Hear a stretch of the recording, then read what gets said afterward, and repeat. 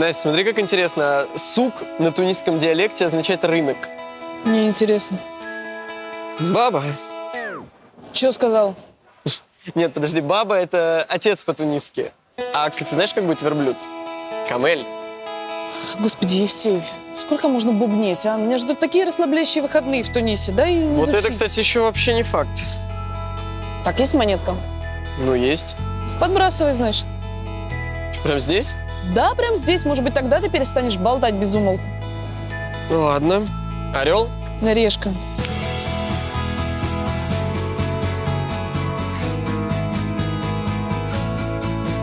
Ну, что там? Ну и кого теперь ждут расслабляющие выходные?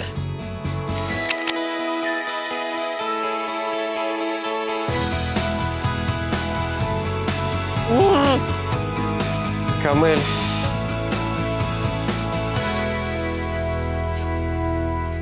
Читать не умеешь? Вот и не берись. Тунис – младший брат Турции и Египта по all-inclusive. Но эта страна может предложить гораздо больше, чем просто шведский стол. Шезлонг у бассейна и фоточки с верблюдом.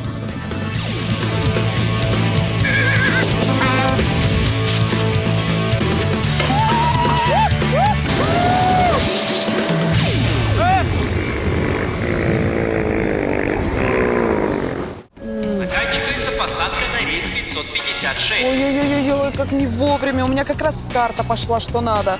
Ладно, у вас есть еще 10 минут. Thank you. Это же покер-матч. И здесь победитель получает все. Ха! А вот и фулл хаус от Настюшки. Другое дело.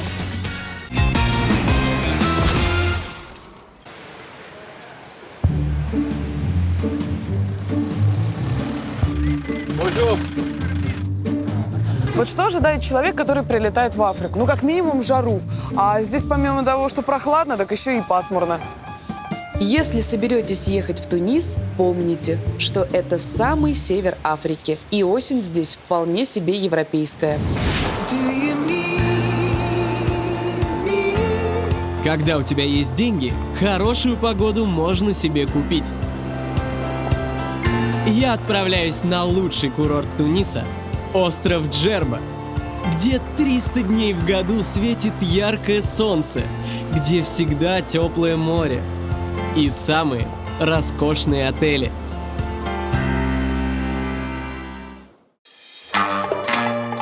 Я на месте. Птичку на взлет. Здравствуйте. Здравствуйте. Это моя команда.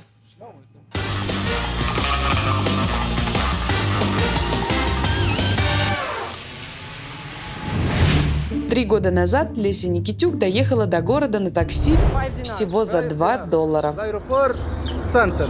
5 динар. 5 динар? Это что, $2 получается такси? 3 машины мне! Hi. How much? Сколько в центр до Медины? Мы ездим по таксометру. Ну, примерно. Отсюда в Медину 20 динаров, плюс экскурсия по городу. Maybe 10. А можно за 10 просто из аэропорта в Медину? Окей. Yes? Ну, слушайте, в целом, общем, за 10 динар от аэропорта до Медины это нормальная стоимость. Ну, с учетом того, что здесь будет работать таксометр, он меня точно не обманет. Окей.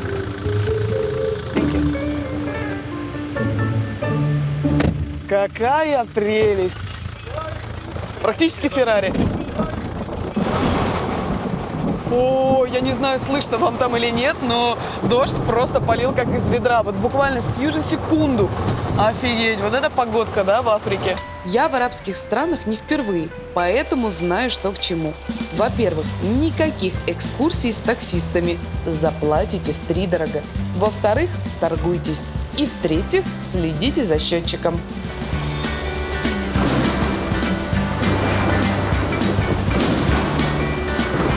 Кажись, приехали. Не придется платить 10 динар, потому что всего 5. Бум. Thank you. Прекрасная погодка.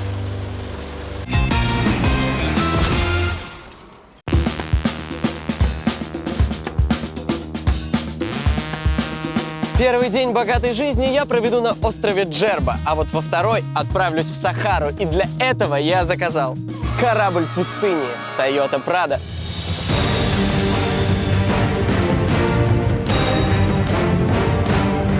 Ребята, тут 3-литровый турбодизель, оно выйдет из любого бархана. Пострадал при абордаже, а это от вражеского снаряда. Вот это опыт непотопляемый. Я нарекаю свой корабль «Гроза пустыни». Я теперь капитан Евсей Безлимит. Поднять паруса!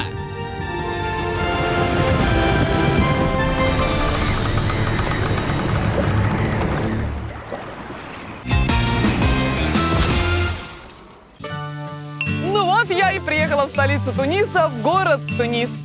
Да, именно так, Тунис. Тунис, ну, тот, который город, делится на старую и новую часть. Как красиво. Начнем с новой. Если кто не знает, Тунис был колонией Франции. И французы оставили такой след в его жизни, что сейчас тут многие районы выглядят как мусульманские кварталы Парижа. От французов тут остались и надписи на французском, и ажурные балконы на домах, и круассаны в булочных, и удивительная свобода, как для мусульманской страны. Смотрите, в витринах открыто стоят манекены в эротичном белье. И никто не обращает внимания на мои голые ноги, не ругает и не бросает камнями.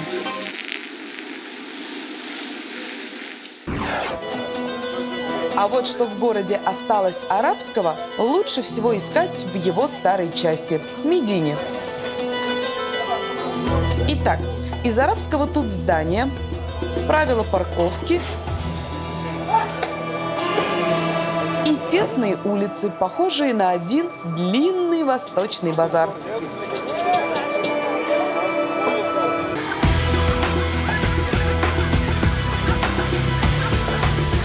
Вот правда, чего здесь только нет. Обувь, одежда. Все такое, знаете, национальное, традиционное.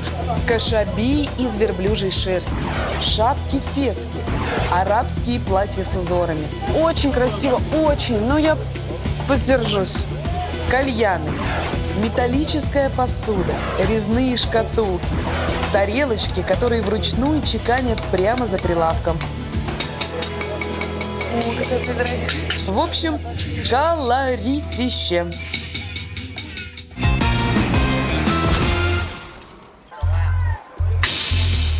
Гуляя по рынку, все время слышишь очень резкие и сладкие, как пахлава, ароматы. Тут каждый проходящий арабский мужчина оставляет за собой длинный пахучий шлейф. Кажется, что он вылил на себя литр одеколона. Ой, друзья, слушайте, столько знакомых ароматов. Ой, hello. Ой, как приятно. Хай, пахнет. Я не знаю, чем это объяснимо, но я слышу огромное количество запахов мне известных, но здесь флакончики абсолютно другого формата. Вот Dior, а вот Gucci и Давидов. Все это подделки знаменитых брендов. Смотрите, ребят, это же целая лаборатория по производству ароматов. New аромат. Вот здесь. Что это? Это фиксатор, а это масла. Oil. Угу. Можем замиксовать? Пошаманим. Мы как эти А что вы хотите? звездочеты.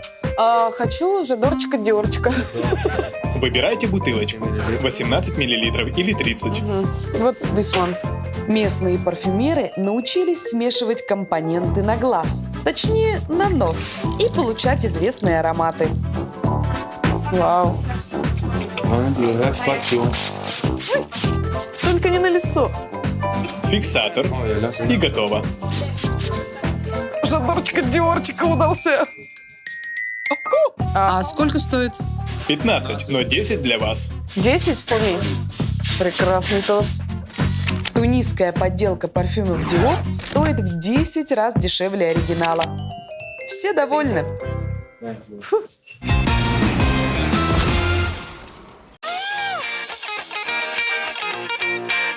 Остров Джерба называют средиземноморским Таити, раем для любителей пляжного отдыха. Вот сейчас и проверим.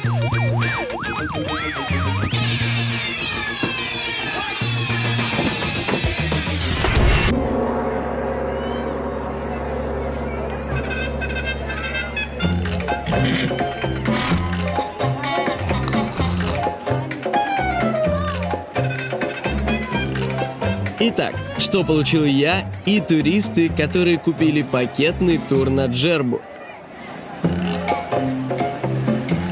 Райский песочек. Есть. Тень. Настраивается. Шезлонги с эргономичным дизайном. Верблюды. Чистые. Туристы. Здравствуйте. Здравствуйте. Русские. Лошади. Цирковые. Водоросли. Вкусные? Одно радует. Море, оно и в Африке море. Ну и морька.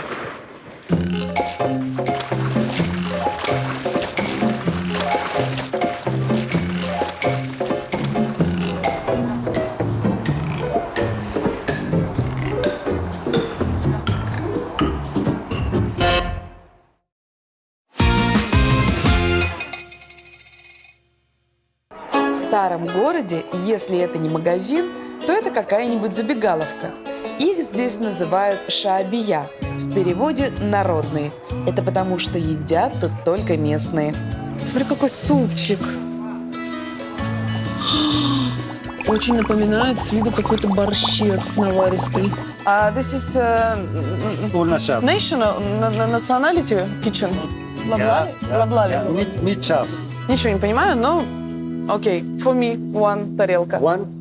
Это тунисский суп лаблаби. Его собирают как конструктор. Наливают бульон, кладут нут, обжаренный в специях, добавляют харису, пасту из кайенского перца, паприку, оливковое масло, сок лимона и слегка приваренное яйцо.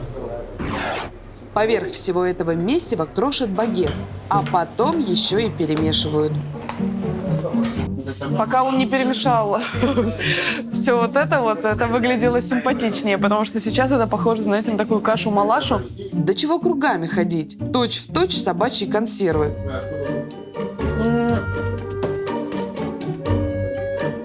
Ну, честно говоря, и на запах это не так приятно, как на вкус. Больше отдает какими-то то ли бобами. Вообще непонятно, что ты ешь. Все такое мягкое, во рту перетекает, скользит. И он похож на все, что угодно. На кашу, на какую-то субстанцию, которую, по идее, нужно сложить в котлеты и пожарить. Но только не на суп. Хотя, по идее, это суп. Ну, кажется, я наелся.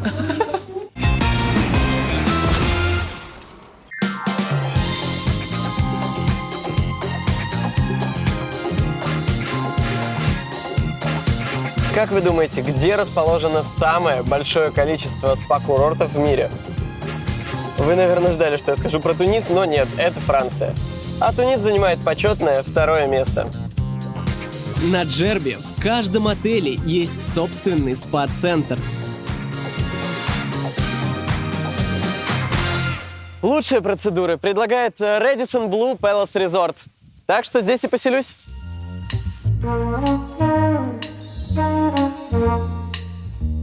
Bonjour, mon ami. J'ai besoin de la mesure chambre. D'accord, monsieur. Merci beaucoup.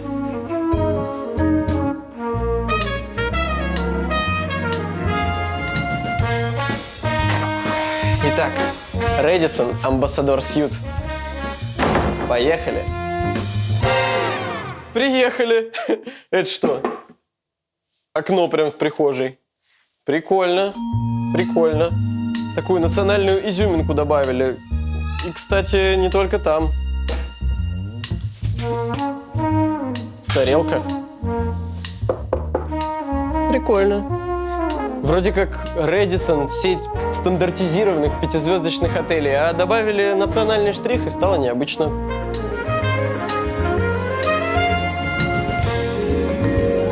Ванны, мраморная пещера. Спальня. Здесь, в принципе, есть и шик, и лоск. Но почему так все не ухожено? Почему лампу лет 10 назад вот это вот не поменяли? Почему тут на столе как будто кошка какая-то жила? Здесь, мне кажется, 1000 человек ноги разбило об кровать. Ребята, ну, следите, ухаживайте. О, веранда. О, ребят, ну вот за вид вам респект. Ну, поручни-то, поручни.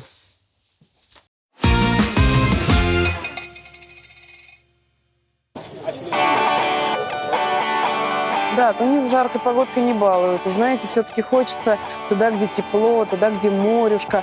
И я знаю такое местечко. Называется оно Монастир. Вот туда-то я и отправлюсь сейчас.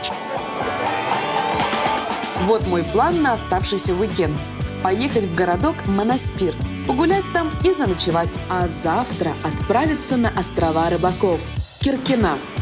Добраться до Монастира можно и на автобусе. Но зачем мне париться в пробках, если туда ходит поезд?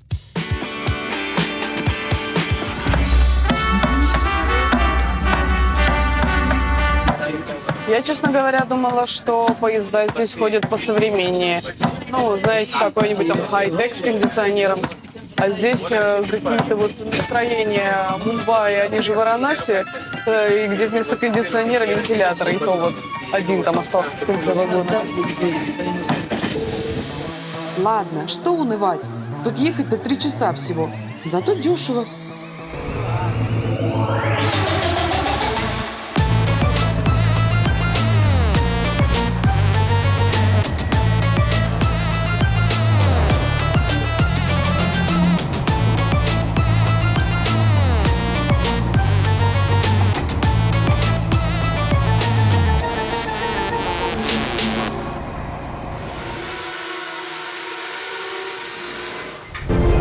Монастир. Во всех путеводителях его описывают как город с ласковым морем, песчаными пляжами, комфортными отелями. В общем, тишина, спокойствие и полнейший тунисский релакс.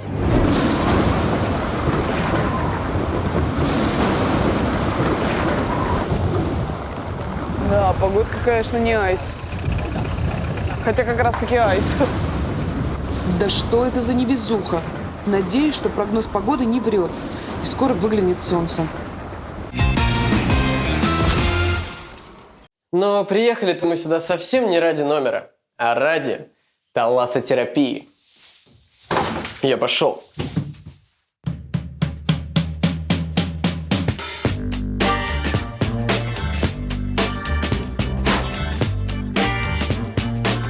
Талассотерапия – это лечение морем.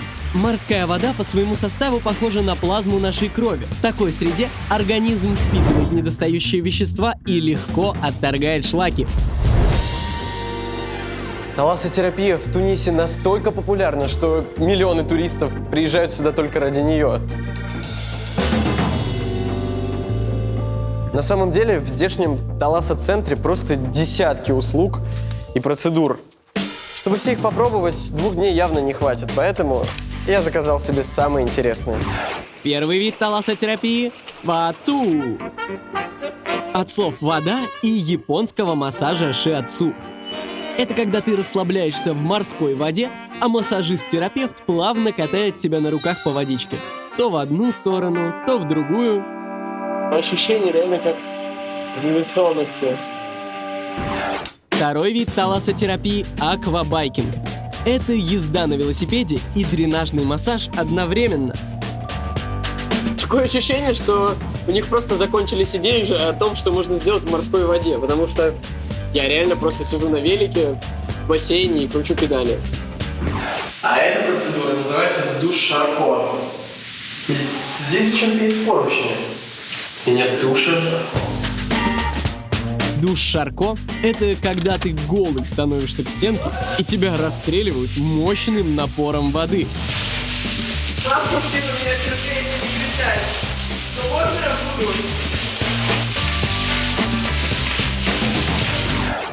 Ну и, наконец, то, ради чего все женщины мира едут в Тунис — обертывание водорослями. Наденьте эти трусики, чтобы не запачкать плавки водорослями.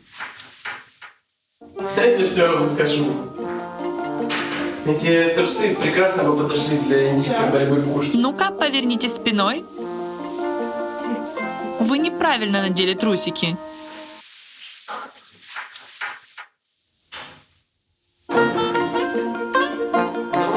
Ну вот, совсем другое дело. Вся процедура заключается в том, что твое тело обмазывают холодной, вязкой, зеленой жижей, накрывают простыней, и ты лежишь себе скучаешь.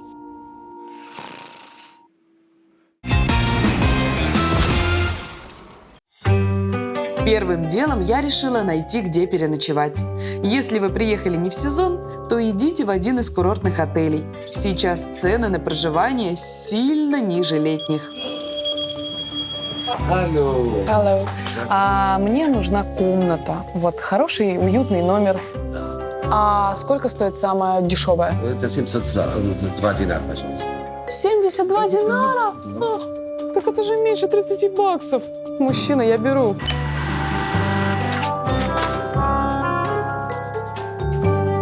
Пожалуйста, мадам. Спасибо большое. Самые приятные графы – это завтрак с 6 до 10 и ужин с 7 до 9.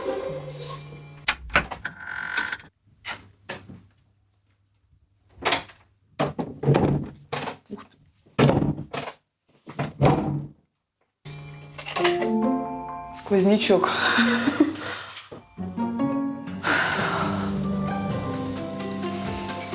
Слушайте, ну, просторно, светло. Такое ощущение, что я нахожусь в огромной глиняной гончарной чашке с синими расписными узорами. Ну и радует, что здесь как минимум не две маленькие кроватки, а одна большая двухспальная, ну и одна вот маленькая. Например, вот для игрушки. Вот. Класс, у меня теперь есть сосед. Ты будешь спать под пледом.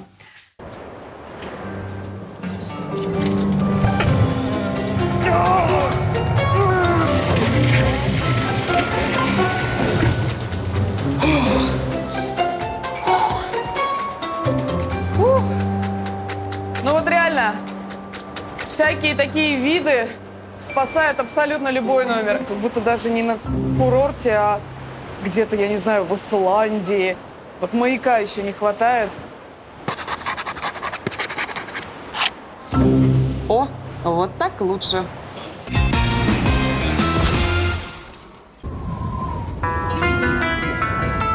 Теперь можно узнать, что тут есть в монастыре интересного. Первая примечательность – крепость Хартем. Хартем – крупнейшая крепость Северной Африки.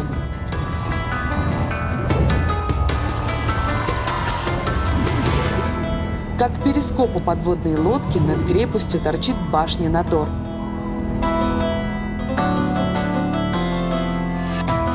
Раньше она служила маяком, а сейчас отличная смотровая площадка. Свежо! Ну что я могу сказать, друзья? Ничего супер нового я, конечно, с этой башенки не увидела, но однозначно виды на 360 градусов всегда приветствуются. А вот и второе место, куда надо сходить в монастыре – кладбище Сиди-эль-Мизри.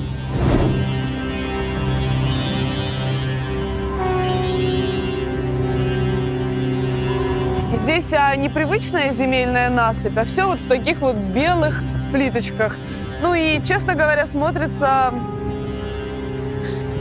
ну, по-доброму. Хоронят мусульман не так, как христиан. На дне могилы сооружается боковая ниша под названием лях. Туда кладут тело покойного на правый бок лицом к Мекке, после чего ляхт закрывается. У мусульман запрещается устанавливать на могиле большие памятники, ставить фотографии усопшего, приносить цветы. Покойников даже не хоронят в гробу, их просто укутывают в специальную ткань. Все эти традиции мусульмане считают расточительством и неуместной помпезностью. Третье и самая роскошная интересность – мавзолей первого президента Туниса Хабиба Бургибы.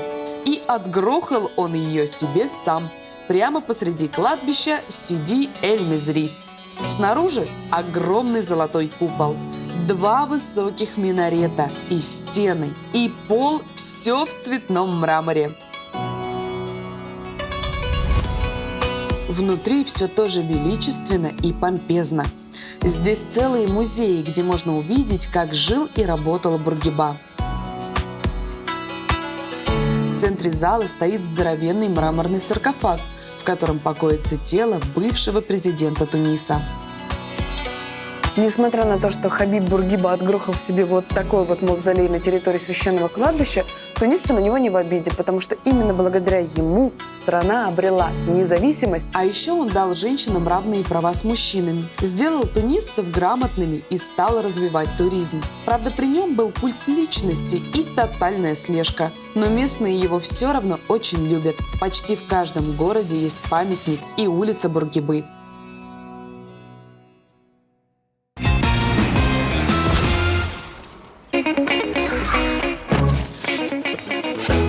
Почти все туроператоры предлагают включить в путевку гала-ужин. Это когда ты кушаешь и тебя еще и развлекают живой музыкой и танцами. Гала-ужины на Джербе проходят вот здесь. Так как у меня много денег, я заказал себе персональный гала-ужин в ресторане «Харун». Итак, что входит в гала-ужин? На первое – закуски. На второе – мясо, запеченное в горшочке.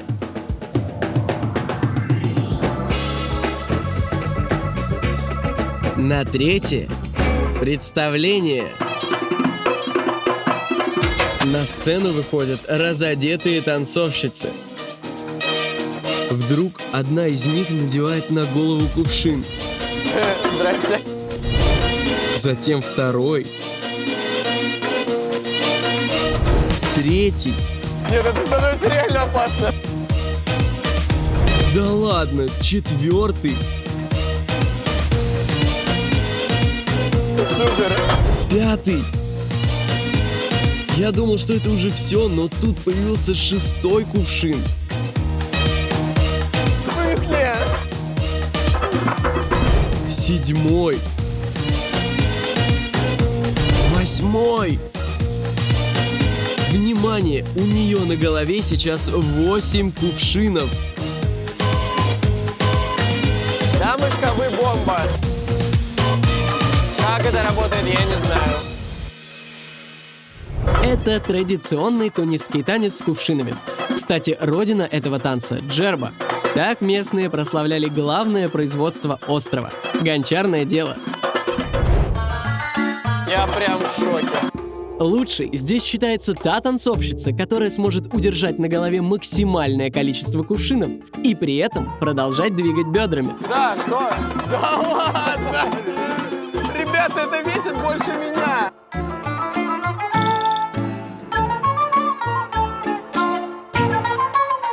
Офигеть можно! Не, я не встану! Слушайте, я думал, что весь этот гала-ужин — это какой-то туристический прикол. Но на деле и еда вкусная, и шоу бомбезное.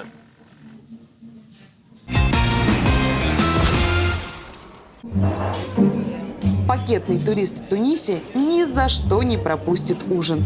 Потому что здесь подают не просто первое, второе и компот, а накрывают целый шведский стол. Налетай! Здрасте. А вы первый раз в Тунисе? В Тунисе первый раз. Первый раз? А почему сюда поехали? Потому что мы еще здесь нет. И как вам здесь? Холодно. Холодно? Я даже не знаю, что здесь делать можно.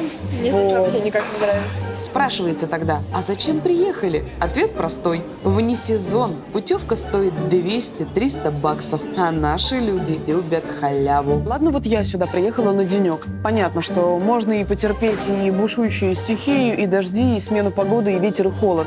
Но я искренне не понимаю людей, которые прилетают сюда на неделю, там, на 10 дней, вне сезон. Просто потому, что ведутся на путевки от туроператоров, которые обещают им здесь какой-то райский рай, а по факту мы получаем холодную, морозливую осень. Ох уж эти любители сэкономить. Ну, честно, будьте внимательнее, друзья. Ну, так можно лучше и дома посидеть недельку. На больничном.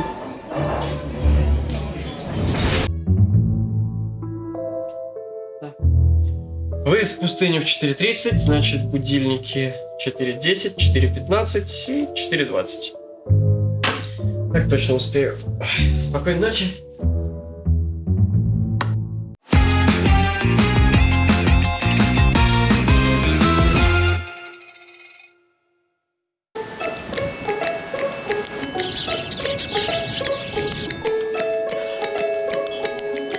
Доброе утро, друзья. Вы, наверное, спросите, что я делаю? Я же турист. У меня же ранние подъемы. Мне некогда, знаете ли, сидеть, вот это вот, завтракать с тарелочки, вилочкой, ножичком еду разрезать. Взял с собой и пошел.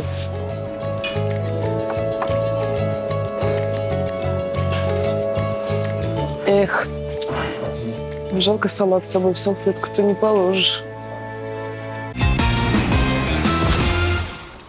Туристический план в Тунисе выполнен, а сегодня я покажу неизведанную его часть. Для начала я поеду в город Сфакс, а оттуда отправлюсь на острова Киркена. Там рыбаки ловят осьминогов старинным способом, и я хочу поймать хотя бы одного. А я отправлюсь навстречу самой беспощадной пустыне мира – Сахаре. Потом наведаюсь в место, где снимали легендарные «Звездные войны». Киркена находится в 18 километрах от материка. Бедняку туда можно добраться только на пароме. Всего лишь 1000 динар. Паромы огромные. Перевозят не только людей, но и машины. И даже набитые камнями грузовики.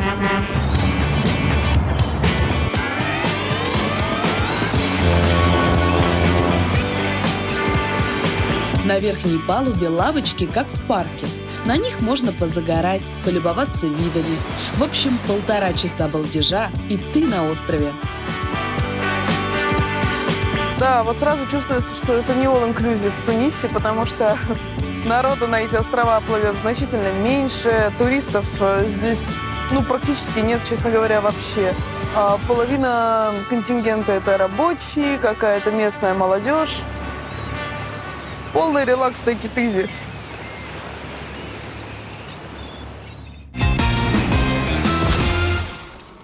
Почти четверть страны занимают горы песка, которым не видно конца и края. Конечно, тунисцы не были бы тунисцами, если бы не превратили пустыню в аттракцион. На въезде в пустыню вам предложат проехаться по Сахаре на квадроцикле, верблюде или осле. Покатают часик-другой недалеко от цивилизации и отвезут в отель.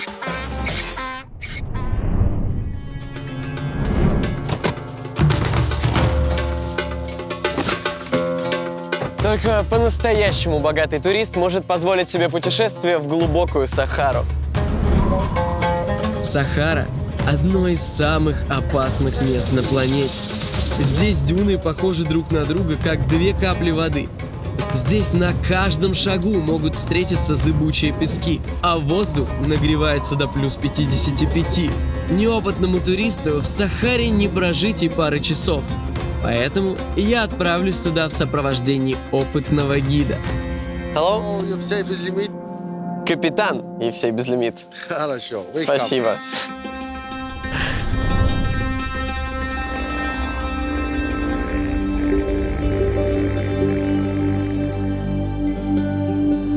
Здравствуй, Сахара.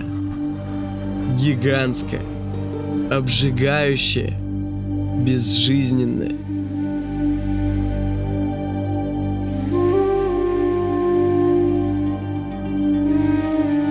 Знаете, наша увеселительная прогулка потихоньку превращается в настоящую экспедицию.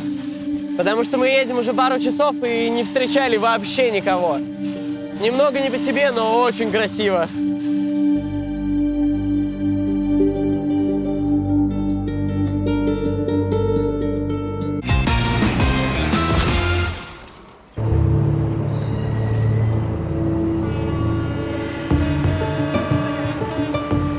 Как только с парома съезжают грузовики и выходят люди, туда начинают заезжать машины, груженные свежими морепродуктами.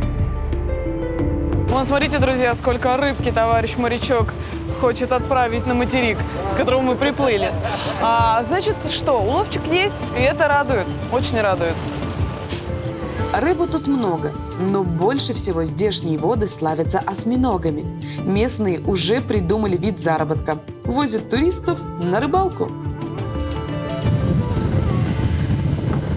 Бонжур, месье. Who is капитан? Бонжур, капитан. Do you know, I need, hi, my name is Anastasia, I need fishing, octopus, spinning. Yes. Okay, we can, how much this, how much? Сон динар. Сон? Динар. Ага, это сколько? 10, 10 динар. Can I go with you in your boat together? With time?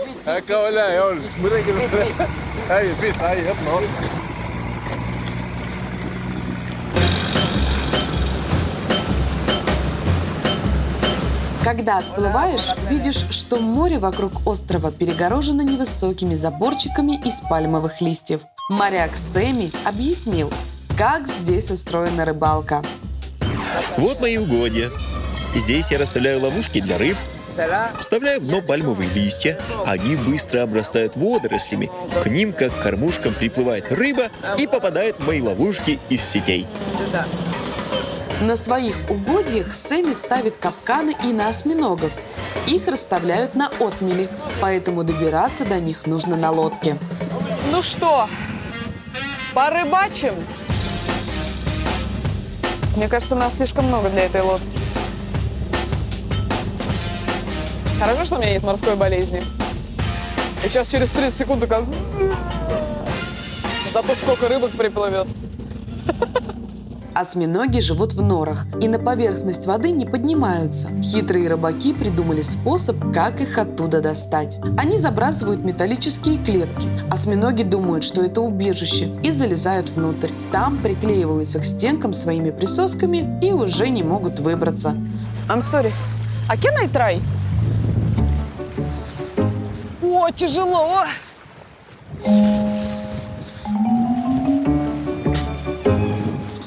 Рыба. Слушайте, это ж сколько километров, эта веревка. Мне кажется, мы сейчас другой берег притянем.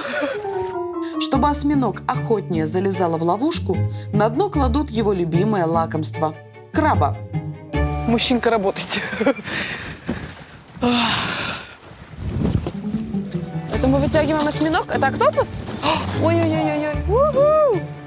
Друзья, можно смело сказать, что я поймала осьминога. Класс! Маленький, он же еще живой и бедный.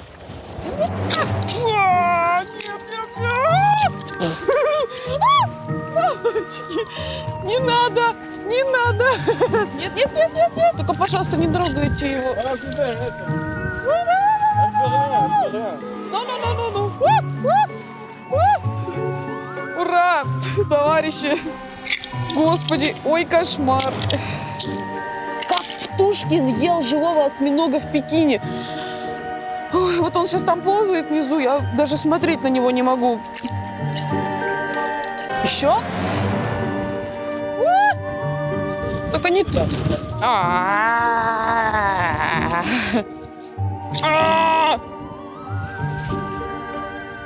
Рыбалка классная, удалась. Осьминоги интересные личности.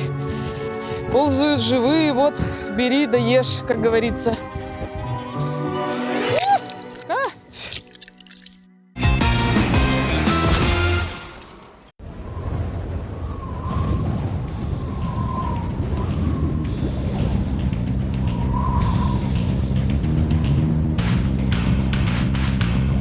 Пустыня, конечно, экстремально сама по себе, но хочется чего-то совсем безумного.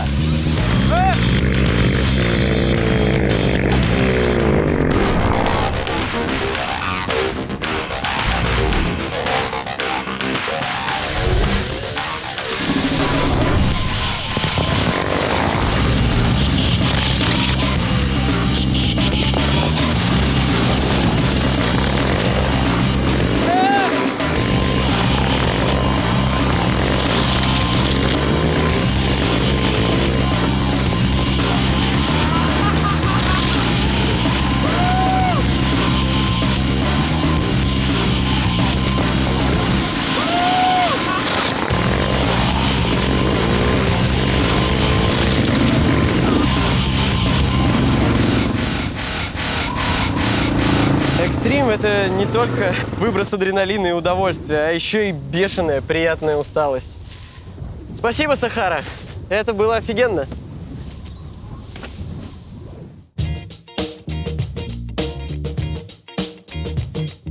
Что? Что ты так смотришь? Я помню, что обещал. Все расскажу, и правила тоже. Покер на покер-матч — это реально классная прокачка для мозга. Обязательно сыграем, только давай хоть до машины дойдем, а?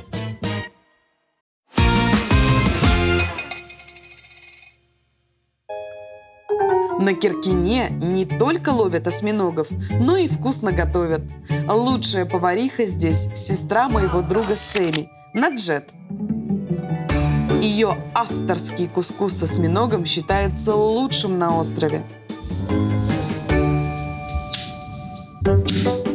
Осьминог в сыром виде резиновый, как шланг, поэтому все хозяйки долго отбивают их черенком пальмового листа, чтобы его мясо стало нежным, как перепелка.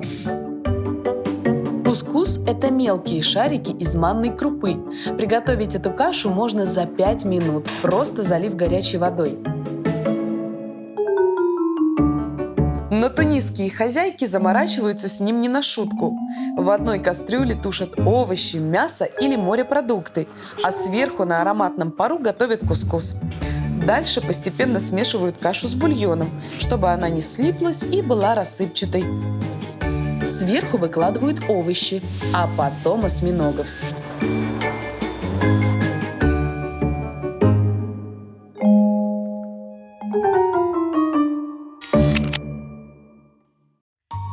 Пока готовится мой осьминог, я поиграю в покер на покер-матч.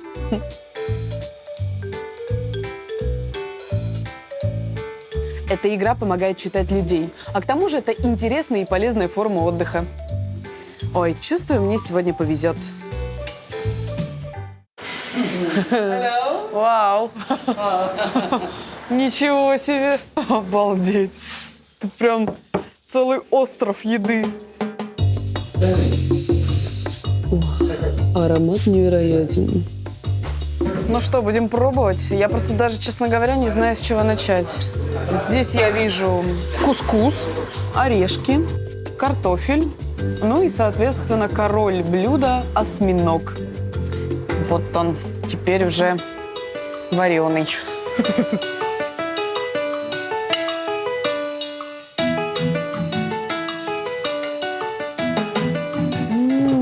Черт возьми, да это гениально. Это самый нежнейший, душистый и вообще ломовейший осьминог, которого я когда-либо пробовала. Осьминоги, они тоже могут быть такие слегка резиновые, но этот, он просто невероятен. Тут вообще не нуждаешься в гарнире. Ну, кускус я попробую. Это гениально. Все островато. Ой, очень островато.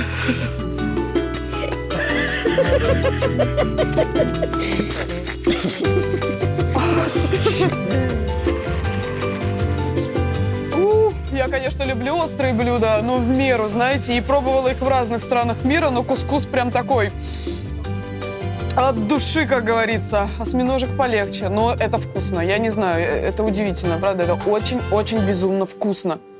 Но остро. Но несмотря на то, что это остро, я все равно буду есть, потому что это вкусно, мама, это вкусно.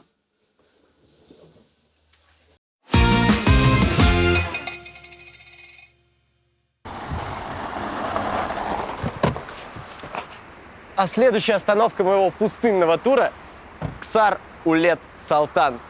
Даже звучит эпично, согласитесь?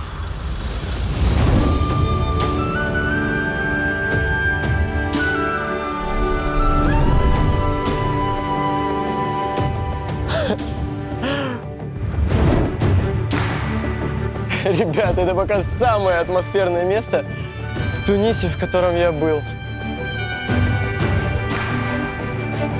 Ксар – это крепость древнего народа Северной Африки – берберов.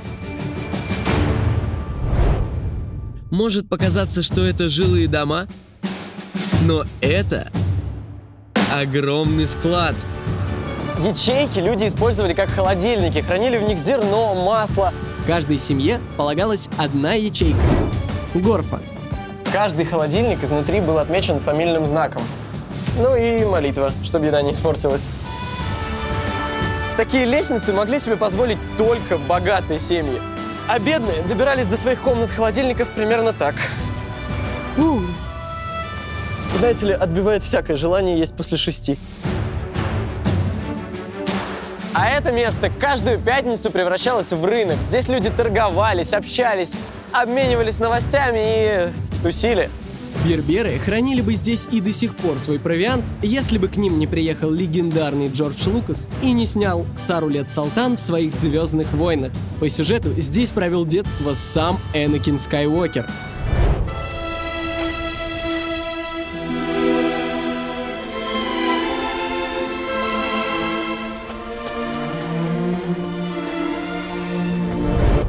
Теперь сюда съезжаются туристы со всего мира. Ребят, мало того, что место бомбезное, так еще и какой вид.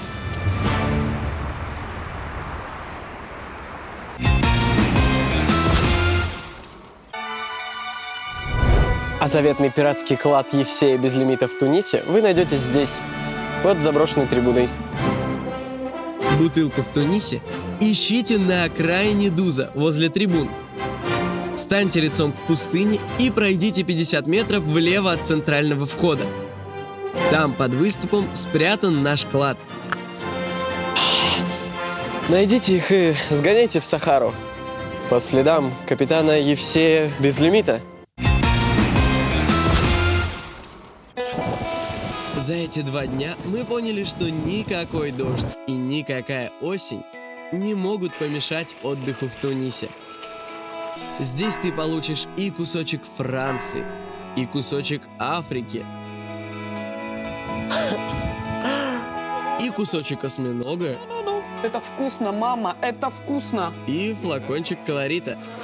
Только не на лицо. Отличный вариант на уикенд. Дамочка, вы бомба! Но не больше.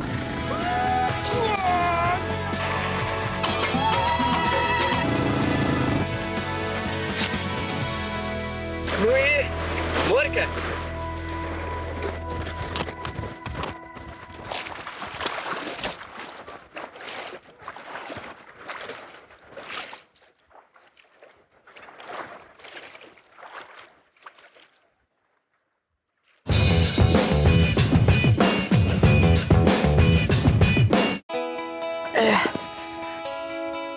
Вот так тепло.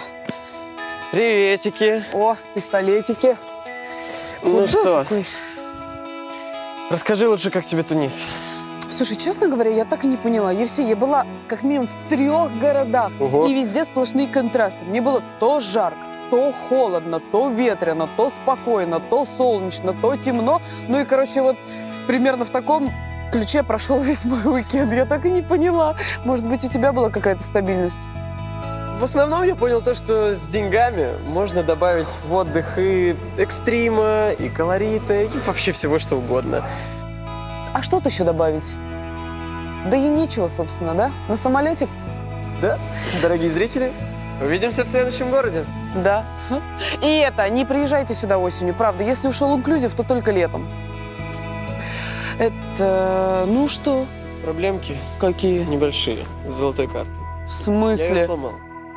В смысле сломал? В смысле сломал? Ты что? Ты понимаешь, что это вещь казенная?